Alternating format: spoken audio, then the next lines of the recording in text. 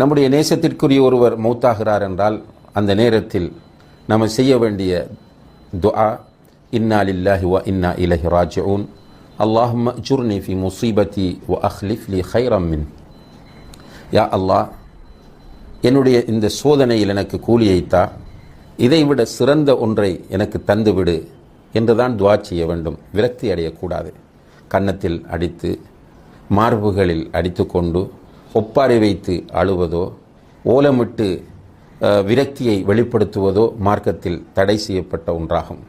பொறுமையோடு அல்லாஹ்விடத்தில் கூலி எதிர்பார்த்த நிலையில் நாம் இந்த துஆவை ஓத வேண்டும். இன்னா லில்லாஹி வ இன்னா இலைஹி ராஜிஊன், அல்லாஹும்ம அஜுர்னி ஃபி முஸீபதி வ அக்லிஃப் லி கைரம் மின்ஹா. அன்புள்ள சகோதர சகோதரிகளே, உம்மு சலமா ரலியல்லாஹு அன்ஹா அவர்களுடைய கணவன் வஃபாத்தாகிறார். அங்கு சென்ற அல்லாஹுடைய தூதர் ஸல்லல்லாஹு அலைஹி வஸல்லம் அவர்கள் உம்மு சலமாவுக்கு சொல்கிறார்கள், நீ இந்த துஆவை ஓது என்று. அப்போது உம்மு சலமா தனக்குள் நினைத்து கொள்கிறார், என்னுடைய கணவனை விட சிறந்த ஒருவரை கேட்பதா, அப்படி யார்தான் வரப்போகிறார் என்று. ஆனால் நம்பிக்கையோடு அந்த துஆவை ஓதினார்கள்.